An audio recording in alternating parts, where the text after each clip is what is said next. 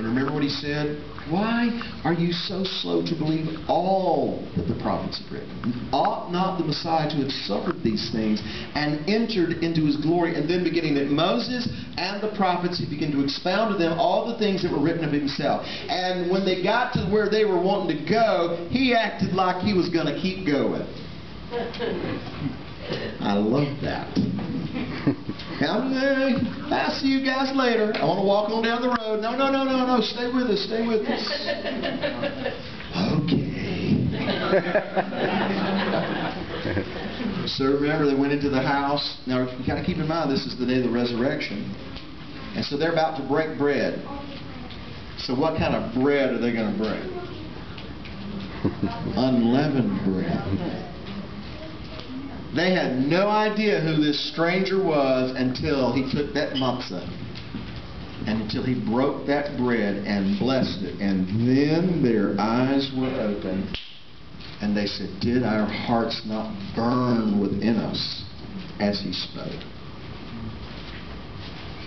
What I'm trying to point out here is that it's to God's glory to conceal something. But it is the honor of kings to search out those things. And the primary example of that is that how the Word became flesh and dwelt among us. Now here's why I'm telling you this. Again, making the assumption that most everybody here is quote-unquote messianic, whatever that means these days. Hebrew roots, and that's even starting to mean different things to different people. At this point in my walk, I'm just a believer trying to be biblical. Whatever you want to call that, that's what I am. That's right. Right? Yeah. But I'll tell you my little story, try to make it very brief. Many years ago now, 1990, a gentleman comes to the church, Central Florida, where me and my wife are on staff. He is the international director of the Christian Embassy in Jerusalem, and he is sharing with us what the embassy is doing as it relates to bringing Jews out of the Ukraine, out of Georgia, out of the former Soviet Union, to bring them into Israel. Well, that was all interesting and all well and good and all this, but then he started talking about, he used this word I'd never used or never heard before. It just struck me as odd. I'm like, what's that? The word was Sukkot. And he was talking about Sukkot all the time, where people come from all over the world to Jerusalem to celebrate Sukkot.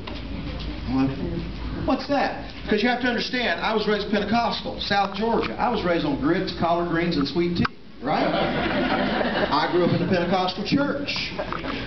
We didn't do Sukkot. We didn't do Passover. We did Easter. And we had ham on Easter Sunday. Right? All that kind of stuff. I know that all of you are so super spiritual, you don't know what I'm talking about.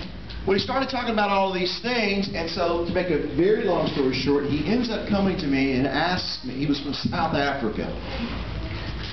And so when he asked me my name, I told him Bill. He couldn't say Bill, being from South Africa. He said Bull. And if you really knew me, you would know just how apropos that really is. When he says Bull, I want you to come to Jerusalem to be part of the Feast of Sukkot. I'm like, yeah. So anyway, I ended up going to Jerusalem, and this was the point. I'm standing there and part of the music team. There's 8,000 people packed in the convention center in Jerusalem from all over the world. And we're all singing and praising and everything, and a lot of it's in Hebrew. I'm from South Georgia. We couldn't even speak English properly.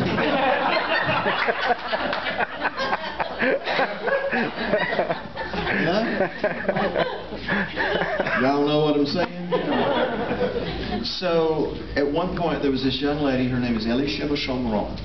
You may not know the name, but you know what she's done. You ever heard a song called Kadosh? Kadosh, Kadosh. She wrote that song. She's written many songs. One of them, she sang that night. She used a guitar, just heard her guitar, and she began to sing in Hebrew a song called Lamont Sion, for the second Zion. And it's based on Isaiah 62. And she's singing this song, Lamont Sion, and she's singing the words. I have no idea what she's saying. None. But as she's singing this song, I begin to weep. And then I begin to cry. And then I begin to boo-hoo. And then I begin to blubber. And then I begin to snot. And I begin to do all of this in front of 7,000 to 8,000 people. And I'm like, inside, what is going on? So here's why I told you that story. That event 23 years ago convinced me of two things. There's a lot of things my mama didn't tell me.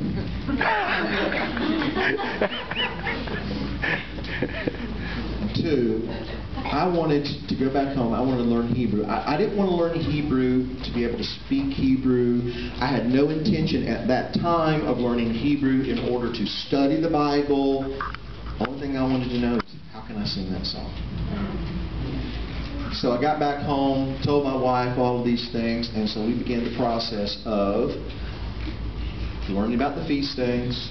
The next one coming up would be Passover, so it's like, we're going to do Passover. Well, first of all, what is that? Second of all, how do you do that? So we began that. And I befriended this rabbi there in town, and he started teaching me the basics of Hebrew. All right? Why am I telling you this? Well, here began a journey. My journey really, I guess you could say, began when I was a little boy, and I grew up in that church in South Georgia, where they taught me, for God so loved the world, that He gave His only begotten Son, that whosoever should believe in Him should not perish, but have everlasting life. And I learned all those things, and I learned all the Pentecostal traditions and this, that, and the other, and the emphasis that were placed on certain things. We run the aisles, we'd slap people in the head, people would be stacked up at the altar like cordwood, all those things that you Baptists and Methodists have no idea what I'm talking about, right?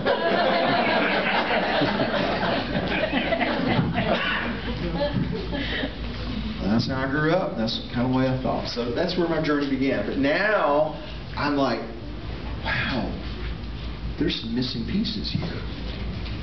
That's how I felt. That the Creator had given me some of the missing pieces of the puzzle. It's like certain things begin to make sense. And so, if I'd never heard of Sukkot, what else have I never heard of? And so I started learning all these things.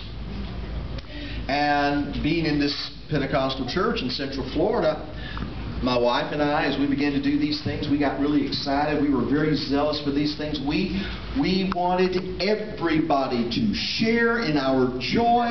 We wanted everybody to know about these things. We just thought that everybody was going to be just as excited as we were about these things. So we went to share our excitement with them, and they got so excited that we had to move to Tennessee.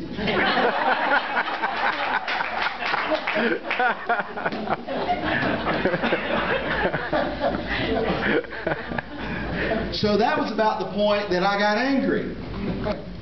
I got mad. And for about 3 or 4 months, I sat on the front porch of a little cabin out in East Tennessee, because I didn't have a job now. And I sat there on the front porch drinking my coffee, venting. All I was trying to do what was right. I was just trying to share on what was in your word, and look what I got, heartaches. And I went on and on and on. I was mad. I didn't want to be around those people, because we have inherited lies, right, from our fathers. I was mad at those people. I didn't want to be around those people. And so I was jawing one day, and just, not an audible voice, but a voice, nevertheless, I felt like spoke to me and says, "Bill, are you about done?" And so it was at that point I felt like, okay, I got that out of my system. I still didn't want to gravitate back over that way too much. But, okay, what was all this about? What was all this about, really? So I knew that I needed to learn about the feast days, the Sabbaths, His laws, etc., etc. But these people over here where I've grown up, they said you don't have to do all that stuff. They didn't know anything about those kinds of things. They ate ham on Easter Sunday, right?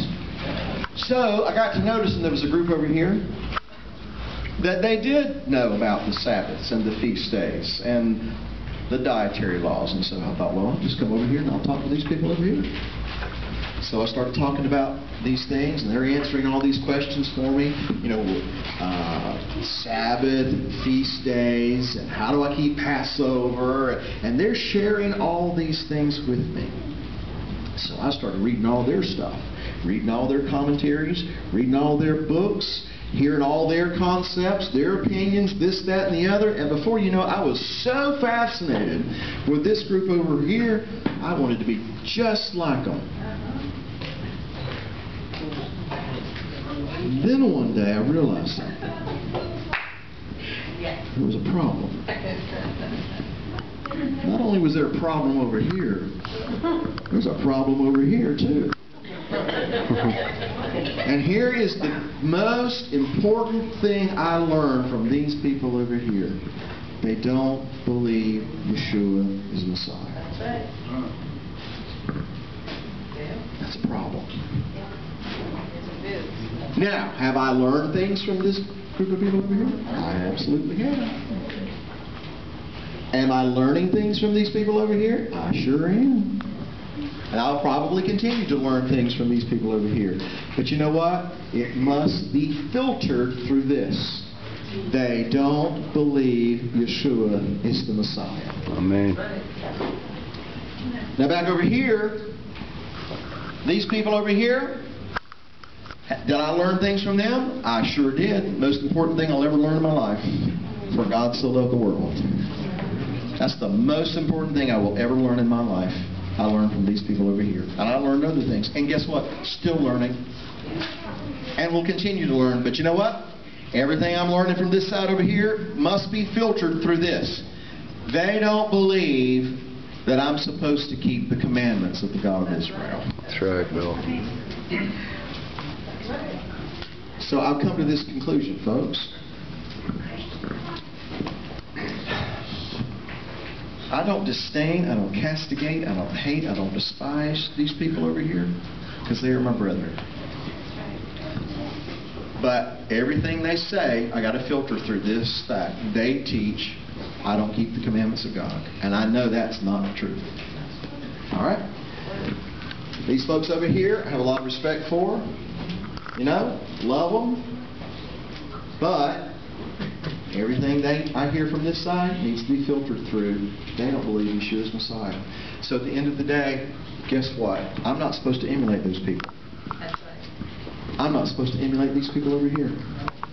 In fact, I'm told, I read this somewhere, I'm not supposed to turn to the left, and I'm not supposed to turn to the right. That's right. So that only leaves one direction.